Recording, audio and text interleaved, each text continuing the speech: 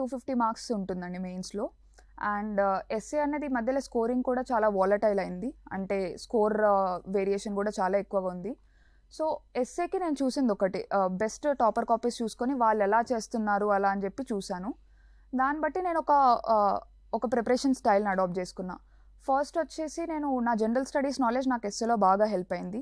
దాంతోపాటు నేను బుక్స్ చదివే అలవాటు ఉంది నాకు, ఫిక్షన్ కానీ నాన్ ఫిక్షన్ కానీ బుక్స్. దాని ద్వారా నాకు చాలా ఐడియాస్ కానీ, చాలా కొటేషన్స్ కానీ, చాలా సెంటెన్సెస్ కానీ జనరేట్ అయినాయి.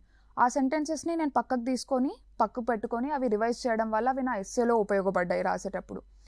దాంతోపాటు చాలామంది ఎస్ఏని ఈ విధంగా రాయాలని చెప్తుంటారు. అంటే ఏంటి, ఎస్ఏలో మనము పొలిటికల్ అప్రోచ్, లేదంటే హిస్టారికల్ అప్రోచ్, లేదంటే ఎకనామిక్ అప్రోచ్, ఇలా అన్ని డైమెన్షన్స్ కవర్ చేయాలి అని చెప్పి ఒక అప్రోచ్ ఉండింది.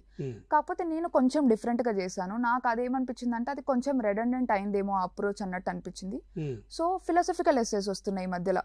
సో ఆ ఫిలాసఫికల్ ఎస్సేస్ని నేను ఒక ఆర్గ్యుమెంటేటివ్గా చేయడానికి ట్రై చేశాను.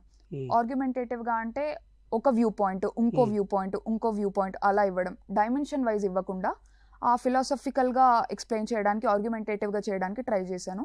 సో ఇది నాకు తెలిసి నాకు ఎస్ఏలో హెల్ప్ అయింది. నా స్కోర్ కూడా ఎస్ఏలో బాగా వచ్చింది ఈసారి. సో ఇన్స్టెడ్ ఆఫ్ మీరు ఈ పెస్టల్ అప్రోచ్ అని ఏదైతే ఉంటుందో, పొలిటికల్ ఎకనామిక్ ఈ అప్రోచ్ ఏదైతే ఉంటుందో దాన్ని కొంచెం మీరు మాడిఫై చేసి ఎస్ఏని the more argumentative you make it, the more view points you bring in, the better it is. So దానికోసం మీరు మీ జనరల్ స్టడీస్ నాలెడ్జ్ని కానీ, లేదంటే మీరు ఏదైనా వేరే బుక్స్ చదివే అలవాటు ఉంటే ఆ కంటెంట్ని కానీ యూజ్ చేయొచ్చు.